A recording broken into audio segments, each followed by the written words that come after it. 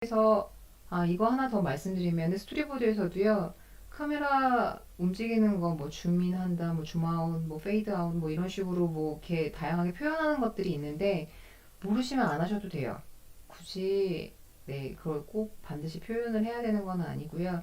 근데 혹시라도 이런 표시한 장면을 상황 표현으로 이제 옮겨와서 그리고자 할 때는요. 그런 표시들은 다 빼고 이미지만 상황 표현 화지에다가 표현해서 그리시라는 얘기예요.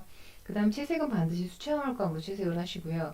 저희 투명 수채화, 불투명 수채화 모두 사용 가능합니다. 상황 표현에서도 조금 방향을 좀 보죠. 상황 표현에서 고득점 방향은요. 화면 구성 능력, 구도를 얼만큼 잘 잡았는지, 그 다음에 채색은 어떻게 했는지, 드로잉 능력은 이제 인체가 들어가기 때문에 비례감이라든지 형태감 뭐 이런 것들을 좀 보게 되는데요. 채색 부분 조금 눈여겨보실게요. 투명 수채화 능력입니다. 저희가 불투명 수채화를 허용을 한다라고는 했지만 굉장히 이제 이 허용한 이유가요. 화이트에 대한 문의, 그 다음에 형광색이나 뭐 색채 관련돼서 계속 질의가 들어와요. 그래서 그 부분 때문에 허용한 부분이고요. 실질적으로 저희는 투명 수채화를 얼마나 잘 다루는지를 좀 보고 싶습니다. 그래서 투명 수채화가 제대로 잘 표현이 됐다면 점수를 좋게 받으실 수 있습니다. 추가로 화이트에 대한 질문 좀 여러 가지 있어가지고요. 좀 추가로 말씀을 드릴게요. 여기도 지금 하이라이트 얘기가 나오는데요. 화이트 사용한다고 하는 경우가 대부분이 하이라이트 넣거나 아니면 물감 같은 거 튀겨가지고요. 장식적으로 표현할 때 많이들 사용을 하더라고요. 근데 이런 장식 처리로 인해서 자칫 그림이 산만해지는 경우들이 간혹 있어요. 작년 같은 경우에도 전체적으로 그림이 약간 산만한 감이 있었으나 뭐 나름 표현들이 조금 나쁘지는 않았거든요. 뭐 아주 최상의 건 아니었지만 근데 그런 경우에 고민들을 좀 많이 하셨어요. 채점하시는 분들이. 근데 그때 결정적으로 화이트 사용이 너무나 산만하게 작용을 해서 최종적으로 그 학생은 탈락했습니다. 뭐 형광색도 비슷한 사례라고 볼 수 있는데요. 뭐 눈에 띄게 그리기 위해서 뭐 다양한 색채라든지 아니면 기법들을 사용하는 경우들이 종종 있어요. 근데 잘 써와야 본전입니다. 자신 있지 않다면 괜한 모험은 하지 않으시는 것을 추천드립니다. 네, 그리고 지금 여기서 보시는 거는 포스터 컬러 화이트 사용하는 거 가능하냐고 물어보셨는데 네, 가능합니다. 지금 말씀드린 대로 무리해서만 사용하지 않으신다면 사용하시는 거는 저희가 막지 않습니다. 여기도 화이트에 대한 내용인데요. 불투명 수채화처럼 화이트 물감 즉석에서 짜서 섞어도 되는지 이거 얼굴 색깔 때문에 그러시는 것 같아요. 네, 가능합니다. 이거 역시. 그 다음에 이제 화판이 쓰여져 있지 않은데 사용 불가인가요? 네, 불가능합니다. 저희 책상이요. 굳이 화판을 사용하지 않아도 되는 책상 크기예요. 그래서 화판이 없어도 작업이 충분히 가능하니까요. 걱정하지 마시고 실기장으로 오시면 될 것 같습니다. 입학 준비 시 반드시 학원을 다니면서 준비해야 되는지 궁금합니다. 학부모님들이 이거 되게 질문 많이 주시거든요. 근데 말씀드리면은 그렇지 않습니다. 네. 안내드린 대로 스토리 구성 능력, 드로잉, 수채화 채색 능력 등을 얼마나 갖추고 있는지를 저희는 평가를 합니다. 뭐 일반적으로 학원 수강을 하면서 많은 도움을 받고 있기도 해요. 근데 자칫 암기식으로 준비한 학생들이 있거든요. 예, 그렇게 준비한 학생들 같은 경우에는 좋은 점수를 받지 못하는 것도 또한 사실입니다. 그 밖에 질문도 몇 가지 살펴볼까요? 성적이 우수한 학생을 선발하는 걸로 알고 있는데 중학교 교과 학점 관리는 어느 정도로 이루어져야 할까요? 말씀드렸다시피 평균 내신 성적 자체가 190점대입니다. 근데 실기 능력도 함께 갖추어야 된다는 점을 잊지 마셔야 돼요. 내신하고 실기가 전부 다 고루 갖추어져 있어야지만 합격을 할 수 있고요. 그렇기 때문에 190점대가 안정적이다라고 표현을 할 수는 없을 것 같습니다. 중학교 성적을 그래도 190점대 정도로 유지를 한다면 도움은 많이 되겠죠. 네, 근데 여기서 앞에 말씀드렸죠. 본교 내신 산정 방법으로 반드시 환산하셔가지고 계산해보시고 본인 점수를 확인해보시는 과정이 반드시 필요합니다.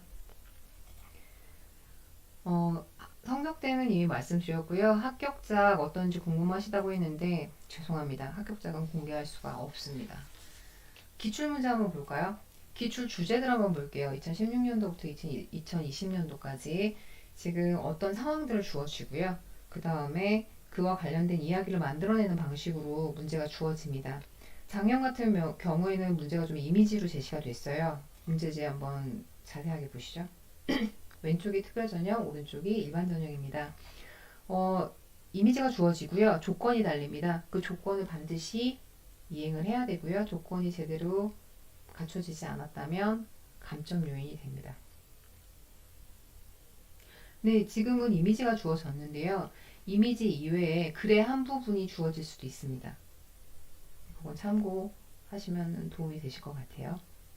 네, 일단 저희가 1단계 시에 진행될 시험에 대해서 안내를 해드렸어요. 근데 이제 지금 요즘 분위기가 2단계, 3단계까지 가지 않을지 몰라도 2단계까지는 갈 가능성도 꽤 많죠. 이랬을 때 실기에 대해서 많이 궁금하실 텐데요.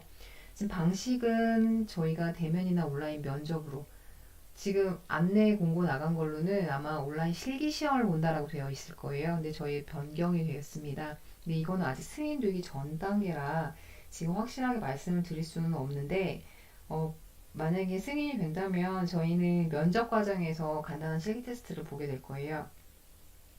뭐 사용하시는 프로그램들에 대한 질문도 있으셨는데 면접 자체는 줌 같은 쌍방향 프로그램을 활용할 가능성이 많죠. 대면 면접은 당연히 시간대를 달리 해가지고선 학생들이 직접 와가지고 저희하고 대면으로 면접을 하게 될 거고 이 경우에는 입에서 선발을 한 학생들만 대상으로 면접이 진행이 됩니다.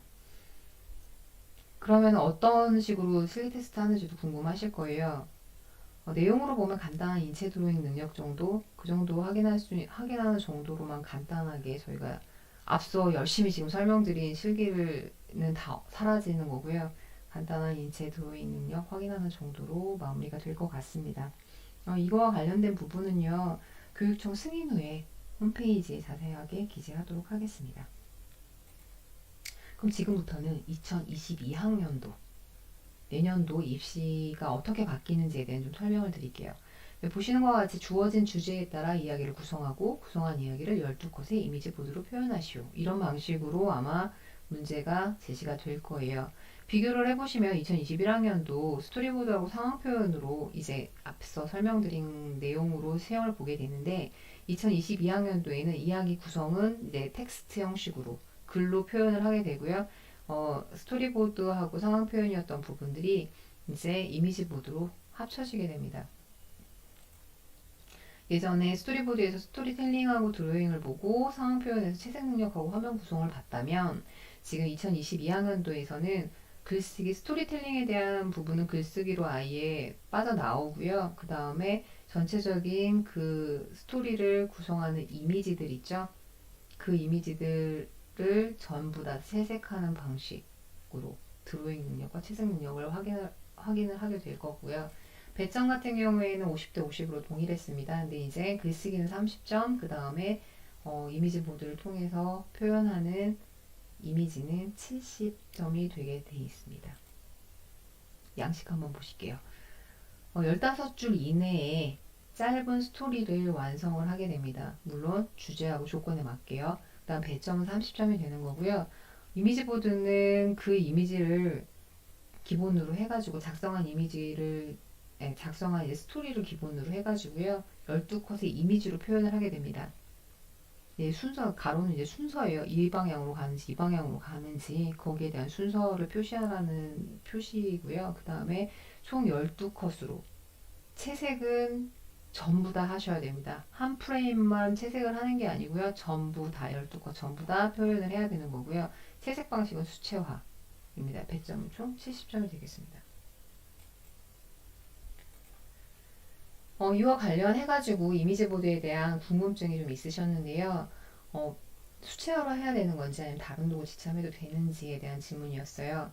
수채화로 추가 재료는 사용이 불가하다는 게 지금 현재 원칙이고요. 근데 지금 그림이 좀 작아지다 보니까 드로잉 펜, 그러니까 볼펜 같은 식의 펜들을 허용을 하는 부분에 대해서는 지금 논의 중입니다.